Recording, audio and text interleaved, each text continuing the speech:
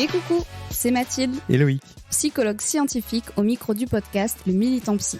Le Militant Psy, c'est le podcast qui lit dans tes pensées Et qui répond aux questions que tu ne t'étais jamais posées au regard de la société. au travers d'histoires de vie, d'expériences ou de paroles de pros, en solo, en duo, avec des invités. On te donne rendez-vous chaque mercredi pour déconstruire et nuancer les a priori sur la santé mentale, la psychologie, mais aussi toutes ses dérives. Le Militant Psy présente le Militant Psy. Un petit temps accordé à une grande connaissance de soi. On te souhaite une bonne écoute.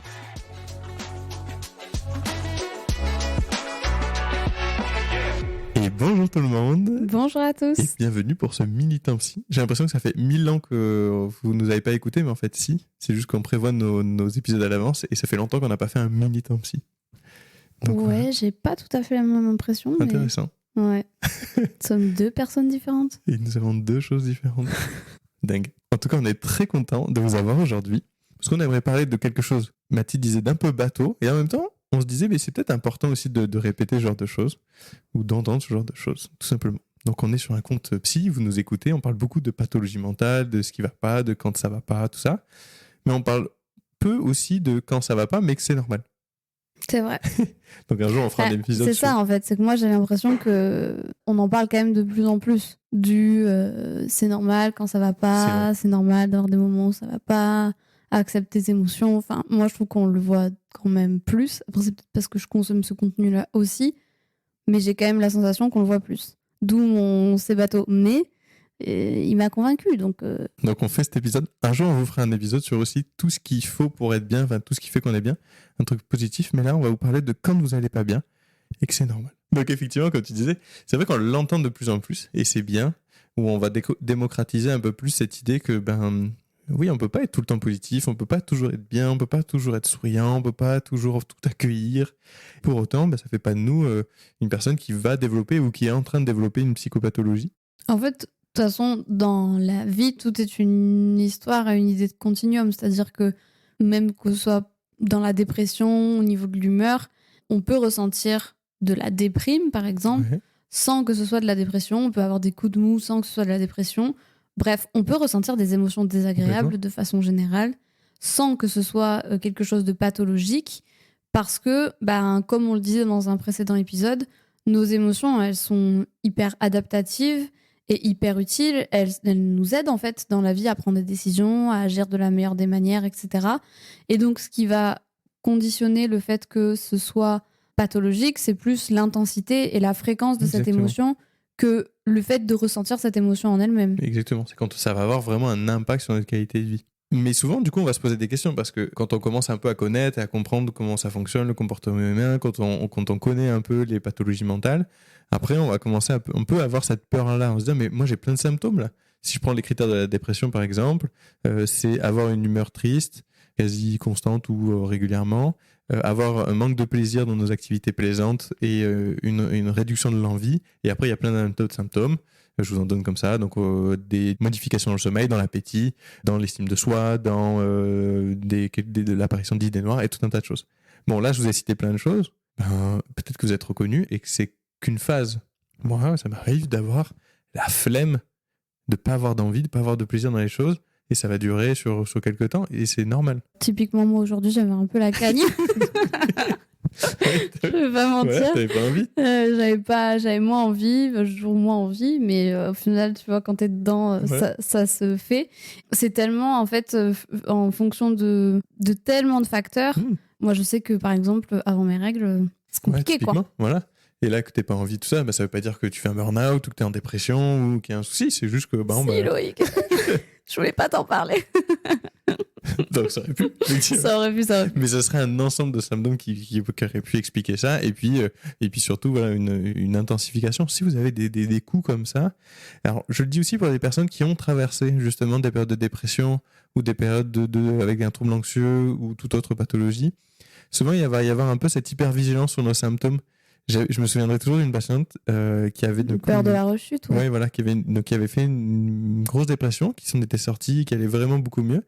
Et un jour, elle me rappelle, elle me dit je suis pas allée à la danse cette semaine, j'avais la flemme, je crois que ça va pas, je repars. Donc du coup, je réfléchis, je me dis mais en fait, avant la dépression, donc du coup, vous faisiez de la danse. Elle me dit, oui, j'adorais ça et tout ça. Je suis, ok. Et ça vous est déjà arrivé d'arrêter à des moments, d'avoir eu la flemme? Elle fait, ouais, il y a des moments où j'avais vraiment pas envie. Je sais pas. Peut-être que c'est juste ça. Vous aviez pas envie et c'est tout. Et vous n'êtes pas en train de rechuter et de plus avoir envie de rien faire. C'est juste que là, vous avez peut-être une semaine, une journée compliquée. Et hop, voilà, c'était reparti. Oui, j'ai déjà eu cet exemple-là aussi de oh non, ça y est, j'ai fait un évitement. Ça veut dire que... Oui, Enfin, par alors moi, exemple. c'était pour un trouble panique, je crois, donc Ouais. la peur de faire des crises d'angoisse. Et en même temps, c'est juste, vraiment pas envie. En fait, il y a une différence entre la flemme. La flemme, je pense que depuis le début de l'être humain, la flemme existe, tu vois. Mhm. La non-envie, la difficulté à se mobiliser pour une tâche, et vraiment l'évitement anxieux, c'est-à-dire Complètement. j'ai peur, quoi. J'ai peur. Si vous nous écoutez régulièrement, c'est plus un secret pour personne. J'ai eu donc une anxiété sociale. Et notamment, un truc qui était difficile, c'était d'uriner dans les toilettes publiques. Là, la dernière fois, je me suis encore fait surprendre, il y avait beaucoup de monde. Je sais pas, je ne l'ai pas senti, j'ai pas uriné sur les urinoirs, c'était mes exercices. Il y avait du monde à côté et tout. Et je suis allé dans les toilettes fermées. Bon, ben, c'est ok, j'ai fait un évitement, mais ça veut pas dire que je suis redevenu anxieux social. Si, Loïc. Donc, ouais, on peut avoir des petits moments de vulnérabilité, de moins être bien, de pas être sûr de soi, des choses comme ça. Et c'est très normal. Ce qui est plus problématique, c'est ce que nous renvoie la société justement à ça, plutôt. Oui, le fait que en fait, il faudrait être tout le temps bien, Mmh. penser positif, Tout le temps être productif, ou tout, oui, et puis tout le temps, oui, tout le temps être productif, tout le ça temps c'est être clair. châteaudif. C'était la blague, c'est ça. Des petites blagues. Oui, et puis vraiment dans ces trucs de positivité toxique ou même des trucs qui nous amènent à parfois même des dénis émotionnels Ouais. où tu te sens en colère, où tu te sens pas bien, mais parce que limite c'est pas bien de ressentir ça, bah, tu vas te forcer à faire genre et à sourire, à dire oui à la vie, alors que Ouais, c'est bah, ça. des fois il y a des moments où c'est ok d'avoir des moments où on a envie d'être un peu plus seul, d'avoir envie Ouais. de s'isoler, des moments où on est moins apte à accueillir les émotions des autres, où on se sent plus fatigué, où on a la flemme, où on a Complètement. moins envie d'être avec ses enfants, on a moins envie d'être son partenaire ou sa partenaire, on n'a pas envie d'aller au travail. Enfin, même pour les gens alors il y a des gens qui aiment pas leur boulot et j'imagine à quel point ça doit être difficile de se mobiliser quand en plus on n'y voit pas de sens, mais même pour ceux qui ont la chance d'être dans un travail par exemple où ils adorent ça, ils s'épanouissent là-dedans, bah même là, il y a des moments où on n'a pas envie Mais et oui. c'est ok et c'est pas grave parce que souvent c'est passager et souvent ça intervient aussi dans des moments de soit où on a besoin de changement, soit qui fait face à un changement. Je trouve que le critère changement, il est hyper Bien sûr. présent dans ces moments-là, parce que d'ailleurs on sait qu'on est sensible au changement, il n'y a qu'à voir les changements de saison, l'impact que Ouais, ça peut avoir sur gêner, nous. bien sûr. Les Changement d'heure, les changements, voilà, les tout ça, changements de c'est vie. des choses qui peuvent influencer notre humeur, l'état de notre humeur, et bah ouais, des petits changements de vie, où parfois on peut même passer par qu'on appelle des coups de blues, ou vraiment des gros états de déprime. Dans ces moments-là de changement, c'est vraiment cet état de déprime qui va nous permettre en fait de trouver des solutions et de nous réadapter face à la situation. Et c'est vraiment ce qui fait que la déprime est fonctionnelle, la dépression ne l'est pas. Complètement. La On se déprime, donc ressent. cet état où on n'est pas bien, nous permet de nous réadapter, de faire face à la Exactement. situation et de trouver des solutions pour y faire face. À l'inverse, la dépression, c'est justement l'incapacité ou la croyance qu'on est incapable de faire face à la situation ou à la vie actuelle et qui nous donne cette sensation qu'il n'y a plus de solution, d'où la perte d'espoir, etc., etc. Donc, on voit que c'est vraiment des continuums et que de toute façon, même le plus heureux des êtres humains a des moments où il va pas bien. Effectivement, ça m'arrive. Mais oui, non, mais complètement. Et Moi, j'ai la flemme aujourd'hui, mais toi, t'es en forme en tout cas. pour des personnes qui se retrouveraient pas là-dedans, qui justement ont peu de variations ou peu de choses qui leur traversent l'esprit à ce niveau-là, ça peut être aussi de se poser la question, ça peut être intéressant de se poser cette question quand on fait face au fait que des personnes peuvent être vulnérables. Je prends l'exemple des pleurs. Dans nos sociétés, les pleurs, c'est quelque chose qui est pas du tout bien accueilli, surtout dans certains domaines comme le travail, peu importe d'autres domaines. Quand on n'a pas ce genre de variation, ça peut être aussi d'accueillir les personnes avec beaucoup plus d'empathie et juste d'accepter le fait que quand il y a quelqu'un qui est touché par quelque chose, il va pleurer. Quand quelqu'un est un peu énervé, il peut y avoir une larme et tout ça. Et pas venir invalider son discours ou tirer des conclusions parce que justement il y a eu des larmes. De dire bah non mais c'est parce qu'elle est trop touchée ou c'est qu'il y a trop d'émotions ou c'est que la personne ne sait pas ce qu'elle dit ou des choses comme ça. Non, c'est juste ben voilà, c'est une réaction physiologique, des réactions normales. On peut pas toujours être super tranquille et tout bloqué et être comme il faut, comme il faudrait, comme on s'attend à ce qu'on doit être. Il y a des moments où ça passe, on est moins bien. Et ça peut être aussi intéressant de moins juger ces changements-là et d'accepter aussi ça sans remettre en question la personne. Oui, parce qu'il y a aussi des moments où on n'est pas bien et par culpabilité de pas être bien parce qu'il faudrait être bien et que la société dit qu'il faut être bien, on va continuer dans ces trucs, Ouais. enfin, dans ces schémas, quoi. Et du coup, ben, c'est ça aussi qui, sur du long terme, peut être problématique. Bon, voilà, je crois qu'on a fait un peu le tour de cette question-là, mais il y en a une deuxième qui peut du coup subsister à la suite de ça. C'est du coup, est-ce que tout le monde doit avoir un psy et est-ce qu'il faut voir un psy direct tout le temps, quoi? On a une vieille tradition psychanalytique en France qui viendrait te dire oui. Et Tout le monde, toute ouais, la vie, ça dure des milliers c'est d'années. ça. Nous, on n'est pas Non. hyper d'accord avec ça. Ouais, nous, Kevin, on est plus dans cette idée que tu vas voir un psy quand tu ressens le besoin. C'est comme si, voilà, tu vas pas voir un médecin juste parce que tu as le nez qui coule. Tu vas voir le médecin au bon moment où tu commences à être vraiment encombré, mal, et que ça dure, et que ça t'impacte. Bon, ben, chez le psy, ça peut être aussi un peu ça. On peut ne pas ressentir le besoin. Alors, il faut prendre plusieurs critères parce que des fois, c'est nos proches qui ressentent le besoin. Et donc, il faut aussi se poser la question de est-ce qu'il n'y a pas quelque chose qui va pas. Mais l'idée derrière tout ça, c'est que nous, on n'a pas tous besoin d'aller voir quelqu'un. Par contre, si on en a besoin, là, il faut pas tarder. On y va. Il faut aller tester. Oui, c'est ça, c'est un équilibre entre effectivement plus tôt c'est pris en charge, mieux c'est. Voilà. Et en même temps, il faut pas tout pathologiser. Voilà. C'est-à-dire que tout n'est pas une pathologie, quoi. Enfin, C'est ça. être sensible, c'est pas forcément pathologique. Pleurer, c'est pas forcément pathologique. C'est juste la manifestation physiologique d'une émotion. Être parfois pas bien, bah, c'est pas pathologique. En fait, ce qu'il faut vraiment évaluer, c'est plus la souffrance associée à cet état. Et si c'est quelque chose qui revient souvent ou si c'est quelque chose qui est constant, là, effectivement, il faut se poser des questions. Mais sinon, Voilà. faut se faire confiance aussi hein, et avoir confiance en ses ressources, en fait. C'est ça. Et puis après, si vous avez un doute, par contre, voilà, on y va.